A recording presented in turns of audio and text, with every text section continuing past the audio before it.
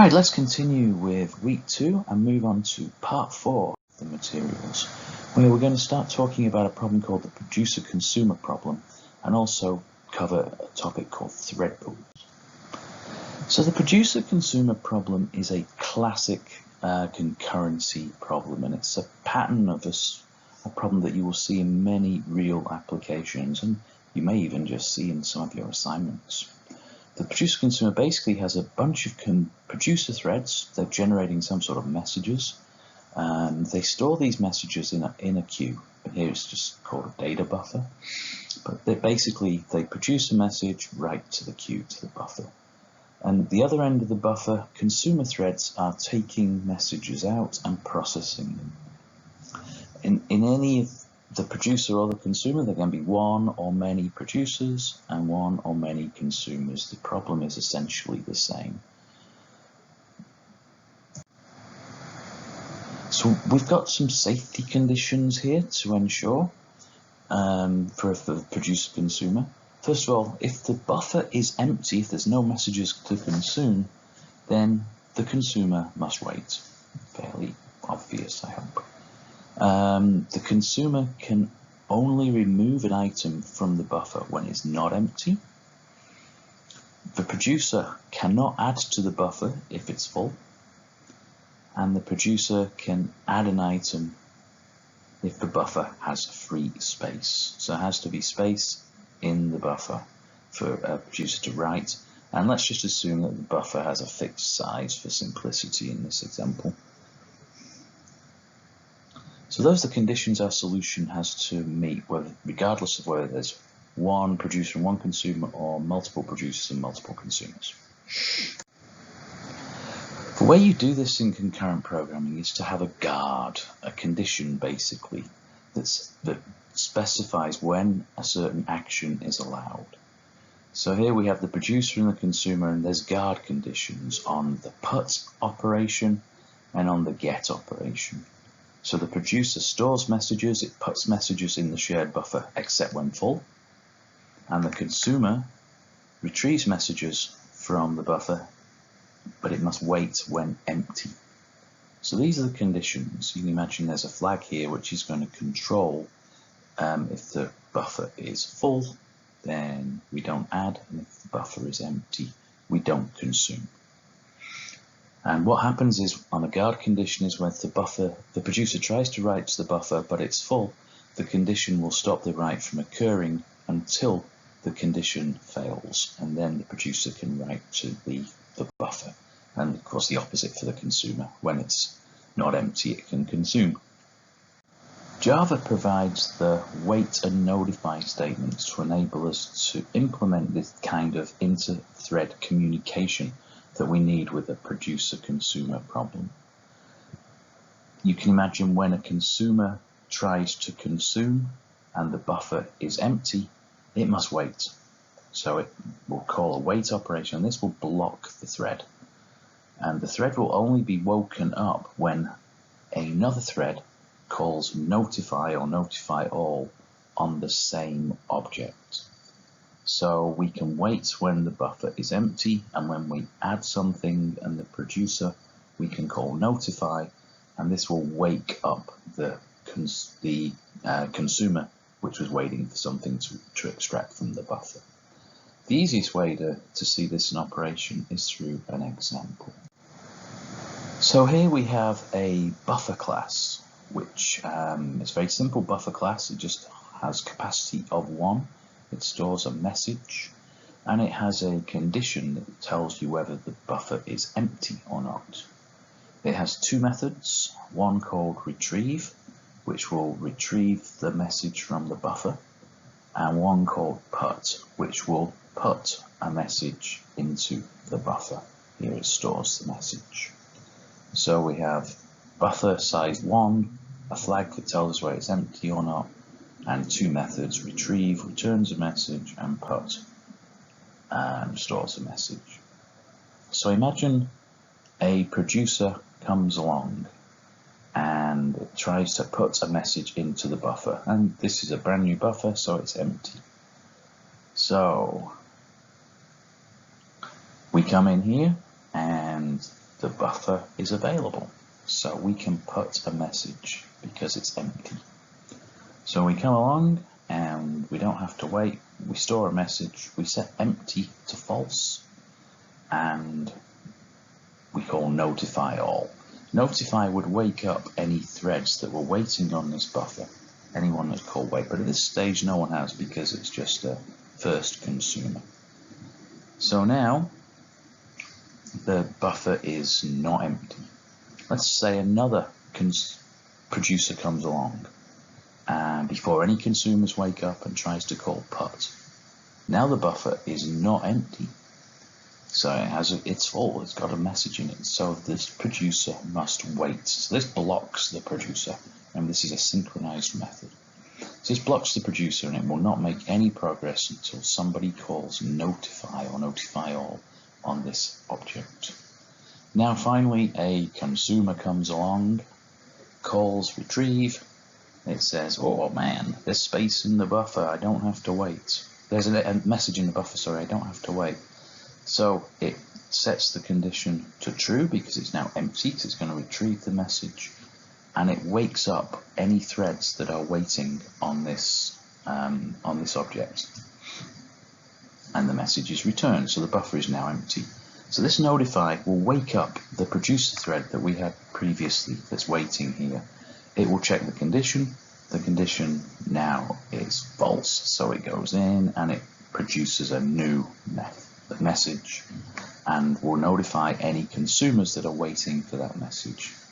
So hopefully you get the idea. It's kind of a signaling mechanism whereby if we're waiting to consume, then when we produce, we wake up the consumers. And if we're waiting to produce, then when we consume something, we wake up the producers.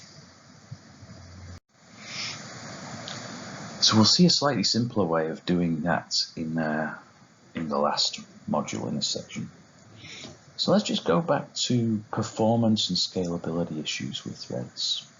So thread safety requires the internal state of an object to be protected from concurrent updates. So this, as we've seen before, it's necessary, otherwise we get race conditions. And so this means updates must be serialized. Now adding synchronized to a method introduces an overhead, an execution overhead. So if we have lots of synchronized methods, then our code will go slower. And so we try and minimize them as much as possible, but you obviously need some to make your code execute correctly. But let's think about an object that has no state that persists between calls from different threads. Or it's immutable. It can't be changed by a calling thread. So a classic immutable object. How do you handle thread safety with such things? Here's a real simple example of a Java servlet. You'll be building some of these in your assignment. So we just have a servlet and it has one method. It basically does a calculation and sends a response. But note it stores no state in between invocations. We call service, it gets a request and a response. It uses some values from the request to do a calculation and it sends back a response. The next request comes in, it uses the state in the input request, it does a calculation and it sends back a response. There's no state being managed here. This is a stateless service, a stateless object. So what do we have to worry about with thread safety on this? Is there an issue? Nope, there isn't. Stateless objects and also immutable objects by nature, because they cannot be changed, are always thread safe. So these can really help make your code simpler and more efficient in some cases as well. And we'll revisit these issues considerably when we start to build servers in the assignments, and that would be assignment 1 and 2. Let's just quickly cover thread pools. The Java util concurrent package contains a range of utilities that help us write concurrent programs. One of them is called the executor framework, and the executor framework basically is just a mechanism to enable us to create collections of threads and execute them asynchronously, and more simply than just creating the threads natively as we have been doing so far. It also has a collection of thread safe collections, and we'll look at those in the next module. So what's a thread pool? Well, when we create threads in a program, we basically, when we need to do something in parallel, we create a new thread. And creating a thread actually has an overhead. It's an expensive operation in terms of allocating the memory and creating the context for the thread. So also when we have multiple threads, context switching between them is an overhead. If we have thousands of threads, then we're continually context switching. Sometimes the context switching can start to consume a considerable portion of the CPU's capacity to execute instructions. And also, all the threads have a considerable amount of memory, and it's 1 megabyte default per stack space on a JVM. So threads consume resources. It takes time to create them, it takes time to switch between them, and they take memory. Thread pools are a way to control the number of threads that are alive in an application at any particular time. And it has two benefits. First of all, it means we can create a thread and then reuse it. So instead of creating a thread and when it's finished letting it die and creating another thread to do a task, in this case we can create a pool of threads, and when one has finished a particular task, we just give it another one to execute. So we minimize creation costs. We've got this pool of pre-created threads that we can continually reuse.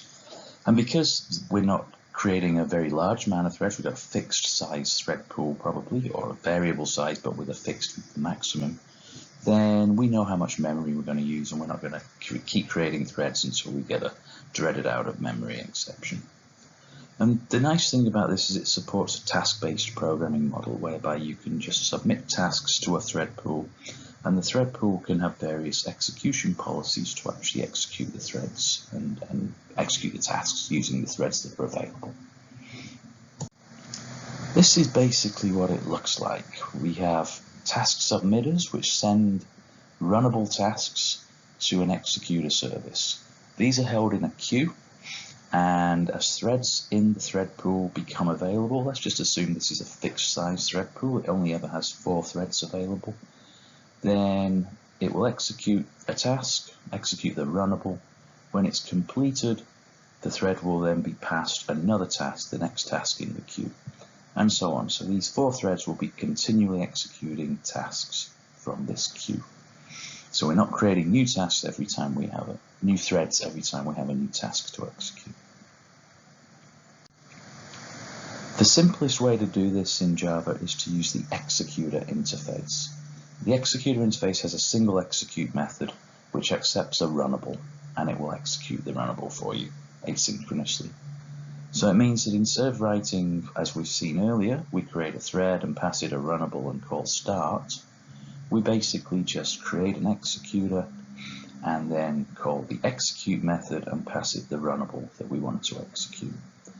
And then depending on exactly the nature of this executor, how these tasks are run will vary. Let's see how that works.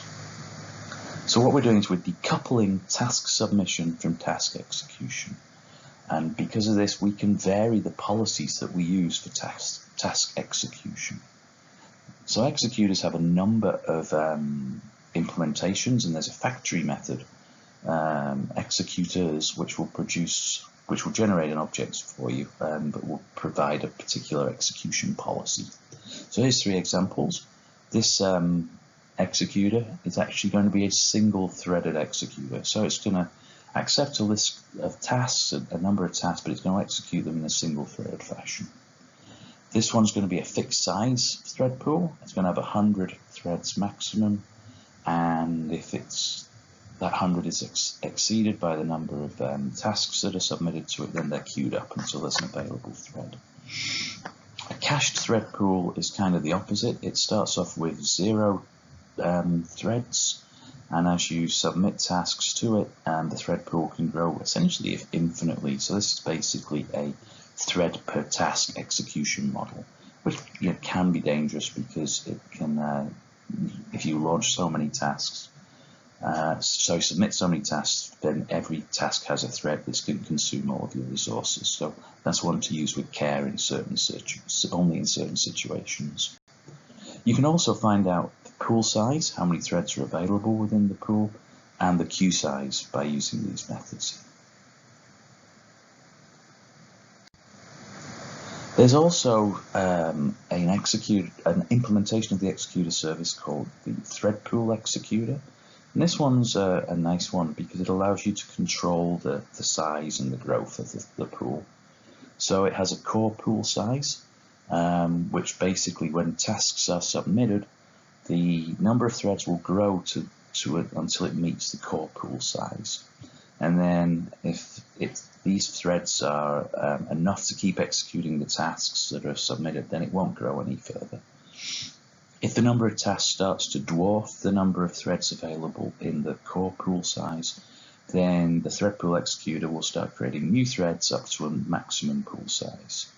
And then as tasks maybe drop off and all these threads aren't needed, some of these threads will actually then be reaped, they'll be killed, and the thread pool size will drop back to the core pool size.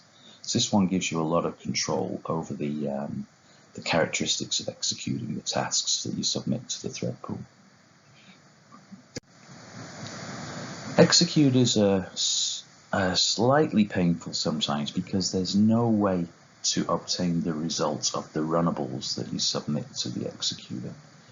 You just submit it and it gets executed asynchronously. You have no control over when or what it returns. If you do need to understand or get a return value from a task that you've submitted, you need to use the executor service. And this basically is a sub-interface of the executor, and it supplements the execute method with a submit method that will accept runnables and also callables. And from a runnable, you can return a future, and from a callable, you can return a value. So here's the example. So here we have an executor service, which is has some policy to execute threads. Maybe it's a fixed size thread pool. We submit a runnable, but we also can, when we submit a runnable, we get a reference to a future. And at some time after the thread has been submitted, the task's been submitted, we can actually call .get on the future, and this will return null when that particular task has been completed. So for every runnable you submit, you can find out when it's completed, which can be useful. Probably more useful is you can submit a callable. Callables can return values. So here we exactly the same statement. We submit a callable instead of a runnable. Callable here you can see returns a string, and the method return gives you a reference to a future. And again, later in your code, when you need that value, you can call .get on the future, and it will return the value from that callable, which has been executed by the thread pool. Thread pools execute until they are shut down, and there's a kind of a protocol to do this. If you want to close down your thread pool, you want to stop submitting tasks, you want to end your program, end your service, you call .shutdown on the executor. This doesn't shut it down immediately, it just tells the executor to stop accepting new tasks. And basically the executor will then work through the tasks in its queue that have already been submitted and execute them until all the threads become idle. When the threads become idle, if you wait on executor or wait termination, then this method will return. So the main thread will, the main thread or a thread that needs to wait for the executor to terminate, will call this after calling shutdown.